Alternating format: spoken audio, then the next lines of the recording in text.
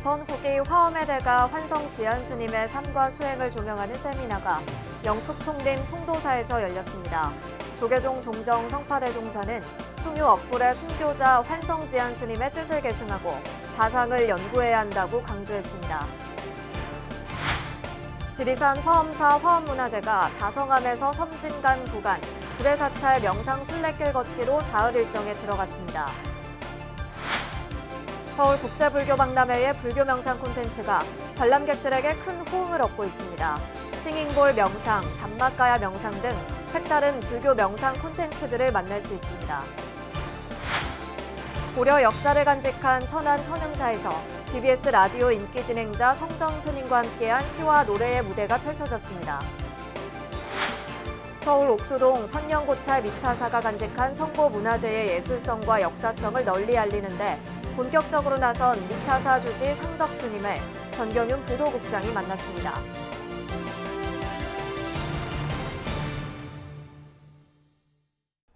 여러분 안녕하십니까? 10월 1일 토요일 BBS 뉴스입니다.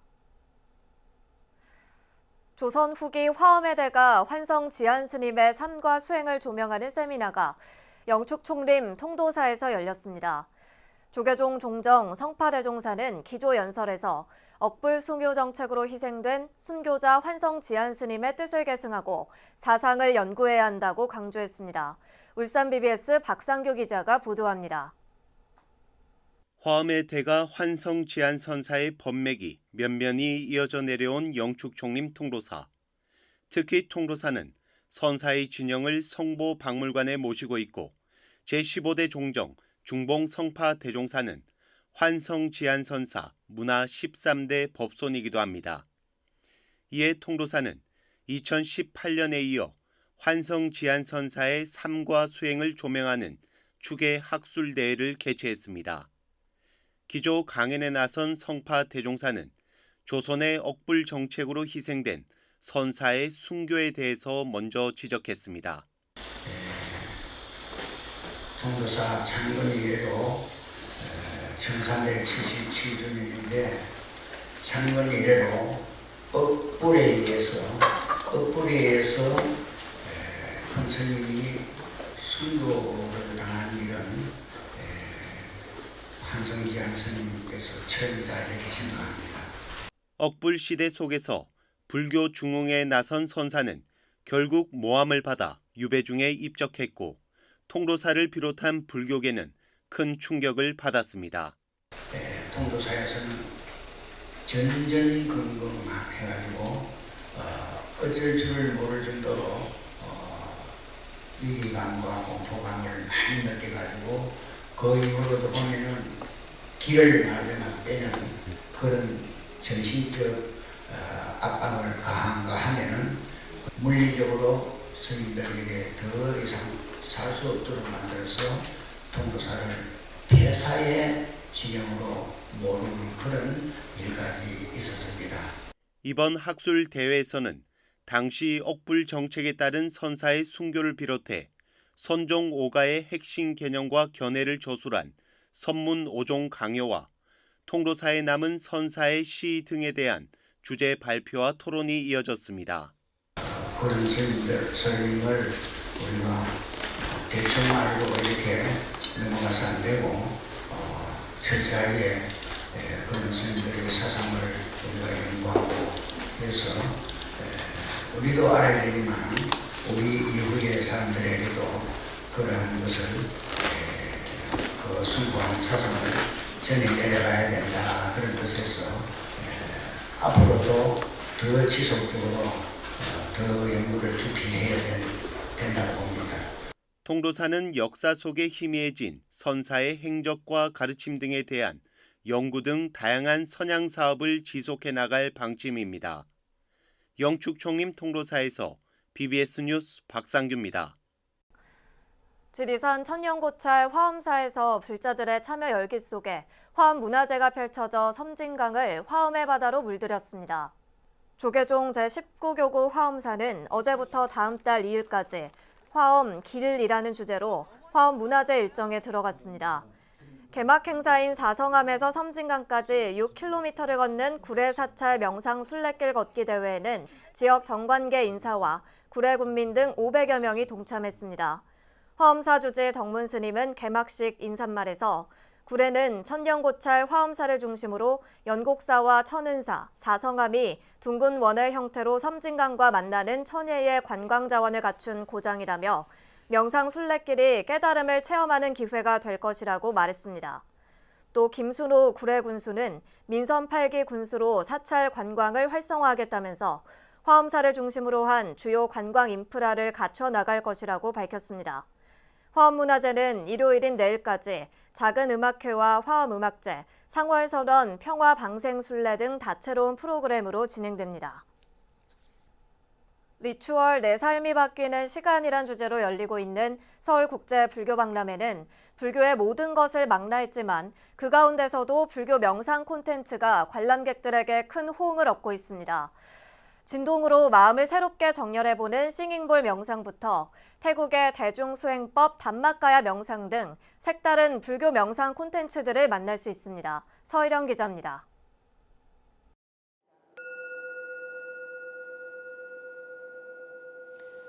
온몸에 힘을 풀고 싱잉볼 소리에 집중하는 사람들. 귀를 간지럽히는 진동과 함께 순식간에 내면의 깊은 이야기를 듣는 여정에 빠져듭니다. 예술명상 치유센터를 운영하는 제마 스님은 더 많은 현대인들의 마음 치유를 위해 박람회장으로 센터를 고스란히 옮겨왔습니다. 우리 몸 스스로 정렬을 할 수 있도록 몸이 알아서 이렇게 자기 구조화를, 재구조화를 하도록 싱잉볼이 도와주어서 명상을 잘 모르는 사람, 못하는 사람, 생각과 감정이 막 많이 일어나는 사람들도 굉장히 빠른 시간에 고요함으로 들어갈 수 있게 해주는. 명상 참가자들은 전신을 훑고 지나가는 종소리와 함께 바쁜 일상에서 느꼈던 조급함을 씻어내고 상처받은 마음과 마주했습니다. 아무래도 직장인이다 보니까 좀 바쁘게 사는 삶이 좀 많았었거든요. 그래서 좀 명상을 조금 찾게 됐었던 부분이었고, 그래서 오늘도 이 직장 끝나고 여기 온 이유도 좀 제 마음을 바라보고 싶어서 왔던 부분이고, 명상을 하고 나면 좀 마음이 편안해지는 그런 느낌을 확실히 받아서. 나흘 일정으로 개막한 종합 불교문화 콘텐츠 플랫폼 서울국제불교 박람회에선 전시장 곳곳이 불교 명상 콘텐츠들로 채워져 관람객들에게 인기를 얻고 있습니다. 저는 방금 태국에서 가장 유명한 수행법인 담마가야 명상에 대해 태국 스님들께 직접 배워봤는데요. 태국에 직접 가지 않아도 전시장 내 국가 초청전, 불교의 나라 태국을 주제로 운영되는 부스에서 원하는 사람이라면 언제든 참여가 가능합니다. 태국의 전통 수행 방식은 얼마나 긴 시간을 하느냐보다 하루 5분, 10분이라도 꾸준히 몰입하는 것을 중시합니다. 세 가지 중요한 거 있어요. 명상할 때라고 서디 알아차림. 첫 번째는 알아차림하고 두 번째는 편안하게. 편안하게. 세 번째는 항상 해야 돼요. 명상이. 비슷한 듯 다른 태국 명상법에 관해 궁금한 점을 곧바로 질문하며 소통하다 보면 결국 명상을 통해 도달하는 지점이 다르지 않다는 것을 느낍니다. 우리나라의 어떤 참선 명상과 손 이렇게 동작부터 어떤 약간의 태도 변화, 자세는 차이가 있어요. 그런데 결국에는 본질적으로 마음을 비우고 내려놓고 결국에는 비워서 채우는 것, 그런 본질적인 핵심 내용은 같다고 느껴서 또 의미 있게 받아들이게 됐습니다. 야외 전시장에선 명상 플래시몹 아트 프로젝트의 일환으로 그림 명상 체험회장이 펼쳐졌습니다. 내 자아를 담을 꽃 모양을 직접 선택하고 그 위에 깊은 마음속 내면의 색을 꺼내 채색하는 시간. 저마다의 소망과 염원까지 담아 최종 완성한 그림들은 잔디밭에 함께 전시해 코로나로 모일 수 없는 사람을 대신해 플래시몹을 구성하게 됩니다. 그림 명상 너무 좋은 것 같아요. 오늘 저도 처음으로 이렇게 붓을 그리고 그림 색칠을 해봤는데 그림 산만에 빠진다는 것처럼 오롯이 나와 이게 하나가 한 개가 돼서 할 수 있는 어떤 좋은 수행의 한 방법이라고 생각합니다. 이외에도 싱잉볼 도구, 향초 등 평소 접하기 힘든 명상 관련 상품들까지 한자리에서 만나는 2022 서울국제 불교 박람회. 명상은 심오하고 특별한 것이라는 관념에서 벗어나 쉽고 자연스러우며 언제든 할 수 있는 것이란 인식을 심어준 그야말로 명상 대중화의 공간이 펼쳐졌습니다. BBS 뉴스 서희령입니다. 조계종 사회복지재단이 노인의 날을 맞아 탑골공원 노인 무료급식소인 사회복지원각에서 갈비찜 무료 배식을 진행했습니다. 조계종 사회복지재단은 어제 탑골공원 인근에 위치한 사회복지원각 원각사 무료급식소를 찾아 노인 300여 명에게 점심 식사를 제공했습니다. 사회복지재단 대표이사 보인스님은 10월 2일 노인의 날을 맞아 기력을 내시란 의미에서 갈비를 준비해왔다며 직접 밥을 푸며 식사 배식에 나섰습니다. 또 사회복지원각을 운영 중인 원경스님은 전국 900여 급식소 중 특별히 원각사를 찾아주신 데 대해 감사하게 생각한다며 어르신들의 건강과 행복을 기원했습니다. 아울러 오늘 무료 배식에는 원각사 사회복지재단 자원봉사자들과 불자 연기자 고용화 단장이 운영 중인 탤런트 봉사단 미디어 헌터 봉사자들이 동참했고 하나은행 안국지점과 매일유업이 노인들의 따뜻한 식사 한 끼를 위한 힘을 보탰습니다. 조계종 사회복지재단은 지난 1월 한 후원자로부터 500만 원을 기부받아 노인 급식 지원에 나섰고 올해 중순부터 정례적으로 한 달에 한 번 특식을 제공하면서 원각사 급식 지원을 이어가고 있습니다. 고려 역사를 간직한 유서 깊은 사찰 천안 천흥사에서 시와 노래가 어우러진 콘서트가 펼쳐졌습니다. BBS 라디오 인기 프로그램 좋은 아침 성전입니다 진행자이자 천흥사 주지 성전 스님과 함께한 무대가 감동을 선사했습니다. 황민호 기자입니다. 나 역시 당신이 그린 당신 속에 나일 수가 있습니다. 그러니 나에 대해 단언하거나 평가하지 마십시오. 당신이 나에 대해 보고 듣는다고 해도 나에 대한 정의는 당신의 마음이 내리는 것일 뿐입니다. BBS 불교방송 라디오 인기 프로그램 좋은 아침 성전입니다를 15년째 진행하고 있는 천흥사 주지 성전 스님이 시를 낭송합니다. 포크 가수 인디언 순이의 기타 연주와 스님의 잔잔한 낭송시 그리고 이를 지켜보는 관객들의 모습이 마치 라디오 공개방송 현장을 보는 듯합니다. 가을을 쓰고 가을을 낭송하다 이런 주제로 이제 우리 청취자 여러분들 참여해서 같이 낭송회를 하면 엄청 많이 할 줄 알았어요. 근데 엄청 안 하는 거야. 수줍어서 그런가? 근데 뭐 처음 하는 거 치고 이 정도 참석률이면 썩 괜찮다. 천흥사는 전형적인 산사 음악회의 틀을 벗어던지며 시 낭송회로 가을을 맞았습니다. 16명 참가자가 직접 손으로 쓴 사연에 관객들이 웃고 울면서 무대와 객석은 소통으로 하나가 됩니다. 그래서 내 마음이 어떠냐에 따라서 세상은 다르게 보이죠. 그래서 누가 나쁘고 누가 좋은 게 아니라 내 마음이 나쁜 상태이고 내 마음이 좋은 상태일 뿐이에요. 그러니 누구를 원망한다 미워한다 별 의미가 없는 것이죠. 성전 스님은 가을은 하늘이 높아서 우리가 낮아지고 달빛이 밝아서 우리 마음이 더 잘 보이며 낙엽이 져서 인생이 무상하다고 느끼는 계절이라고 시를 읊들 말합니다. 가을의 들녘에 오곡이 익어가듯이 여러분의 마음도 삶도 그렇게 성숙하고 익어간다면 아마 보름달처럼 환하게 떠올라서 모든 중생과 세상을 밝히는 그런 빛을 가지지 않을까 하는 생각이 듭니다. 오늘 보물 제354호 천흥사지 5층 석탑을 간직하고 있는 천흥사는 지난해 고려 초기 최대 규모의 왕실 사찰로 추정되는 터와 유적이 발견돼 화제를 모았습니다. 천흥사의 가을을 쓰고 가을을 낭송하다. 천년 역사를 간직한 산사에서 시와 음악이 어우러진 이번 행사는 코로나 사태 등으로 지쳐있는 시민들의 마음 깊은 곳에 잔잔한 여운을 남겼습니다. BBS 뉴스 황민호입니다.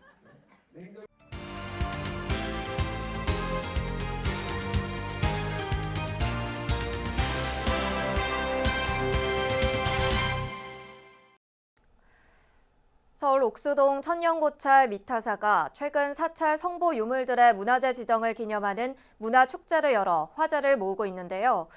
불교 성보문화재의 예술성과 역사성을 시민들에게 널리 알리는 일에 본격적으로 나선 미타사 주지 상덕 스님을 전경윤 보도국장이 만났습니다. 스님 안녕하십니까? 네, 안녕하세요. 네, 오늘은 한국비구니회 운영위원장이시면서 서울 미타사 주지 상덕 스님, 많은 분들이 잘 아는 스님입니다. 네. 그래서 스님께서 네. 이 미타사에 또 성보 유물들이 많지 않습니까? 네, 네. 서울시 유형문화재로 지정이 됐고 네. 이를 기념하기 위한 또 큰 행사를 네. 최근에 했습니다. 네. 상당히 감회가 남다르실 것 같은데요. 네. 좀 소감이 어떻습니까? 네. 정말 이 코로나 어려운 시대에 우리 문화재 지정을 받느라고 정말 우리 대중스님들과 함께 굉장히 애를 썼고 또 그걸 맡아서 수고해 주신 교수 팀들이 계신데 그분들이 정말 불심으로 해주셨어요. 그래서 26개를 받았고 지금 1개는 고시를 하고 있는 중입니다. 그래서 총 27개인 셈이고 근데 거기서 극락전 독성각 이렇게 받았는데 그걸 한 장으로 온 거예요. 그리고 부처님 삼존불도 그냥 한 3존불 이래서 오니까 사실 한 분 한 분 한다면은 30개의 문화재라고 할 수가 있겠어요. 그래서 어렵게 이제 지정을 받았고 지정받은 것을 또 만 사회에 우리 미타사가 이렇게 문화재 지정 사찰이 됐습니다 하는 걸 알려야 된다 그래서 학술 세미나 문화재 지정 학술 세미나를 했습니다. 또 학술 세미나만 할 수 없으니까 뭐 문화축제 또 체험 부스 운영해서 지난 24일 아주 성황리에 잘 마쳤고 이 행사를 준비하고 또 잘 마친 지금 소감이 남다르고 정말 기쁘고 또 지역민들이 예상 외로 기뻐해 주시고 참석을 많이 하셔서 정말 보람 있는 그런 하루였습니다. 예. 미타사에 굉장히 많은 유물들이 있군요. 네. 지난 2016년에 국내에 얼마 남아있지 않은 윤왕좌 형태의 불상, 금동 관음보살 좌상이 발견돼서 화제를 모았는데 이 밖에 미타사가 자랑할 만한 유물들이 어떤 게 있습니까? 네, 특별한 것은 이제 우리 괴불 탱화도 됐고 그다음에 천수천안도라고 그래서 여러 개 반원에 손에 눈이 그려져 있는 그런 천수천안도도 있고 이런 것들이 굉장히 특이하게 됐고 또 우리 삼존불상 극락전안에 삼존불상에 그 안에 복장이 굉장히 그대로 간직돼 있어서 굉장히 지금 유물 가치가 높다 그러고 그 중에서도 이제 석보상절이 나왔어요. 7권, 8권, 10권 이렇게. 그래서 그 석보상절이 바로 이제 국가 보물로도 지정될 수 있는 그런 높은 가치가 있다 그래요. 그래서 그런 많은 보물들이 하여튼 나왔습니다. 예. 우리 옥수동 미타사 하면 서울 도심의 대표적인 천년 고찰이자 그렇죠. 또 유서 깊은 비구니 도량이다 이렇게 그렇죠. 볼 수가 있는데 극락전을 중심으로 용우암, 금수암, 칠성암, 토굴암 7암자. 일곱 암자군요. 8개 암자가 아니고 7암자입니다. 7암자가 미타사를 이루는 독특한 구조인데 이 암자와 정각 하나하나에 또 다 역사와 사연들이 다 있습니까? 있죠. 이제 현재는 우리는 미타사 사중이라 그래서 법당들, 전각들을 7암자가 이제 같이 큰 행사 때 같이 법회도 하고 쓰는 사중이라는 곳이 있고 그다음에 아까 말씀하신 7개 암자가 같이 미타사라는 한 울타리 안에 같이 공전을 하고 있는 특별한 구조입니다.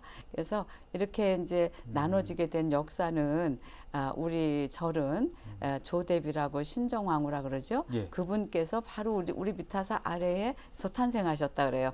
그래서 그분을 위주해서 궁궐의 여인분들이 이렇게 많이 지원을 해서 전각들을 지신 거예요. 그래서 전각들을 건립할 때는 그 전각을 지키기 위한 법당을 지키기 위한 공양도 올려야 되고 뭐 마지도 올려야 되고 쌀도 보관해야 되고 이렇게 조그만 집을 하나 지었었는데 그 집들이 법당마다 옆에 이제 법당을 하나 앉고 또 그 암자가 생기고 그 조그만 집에 암자가 되고 그래서 이렇게 7암자가 모여서 역사가 이루어졌다 이렇게 어른들한테 들었고 또 이번 조사에서도 그렇게 나왔습니다. 스님께서는 미타사에서 동진 출간하셨기 때문에 그렇죠. 살아있는 역사 오랫동안 또 주지 수행하시면서 문화재를 잘 갖고 오셨는데 앞으로 이 미타사 지역 주민들에게도 많이 알려졌고 이제 자리를 잡았습니다만은 앞으로 또 위상을 더 높이기 위해서 어떤 계획 같은 거 갖고 계신지? 이제 이 문화재를 이렇게 함께 많은 분들이 참배하고 볼 수 있도록 문화재 박물관을 지어야 되지 않나 이렇게 생각을 합니다. 예, 그렇게 하고 또 많은 분들이 오면은 지금은 조그만 이렇게 법당만 있기 때문에 좀 큰 문화센터, 불교 문화센터를 건립해서 거기에서 요즘 상황에 맞는 그런 법회라든지 신행 활동도 하게 하고 또 우리 문화재에 대한 여러 가지 체험도 할 수 있는 그런 센터를 건립하는 게 지금 이제 목적이고. 계획입니다.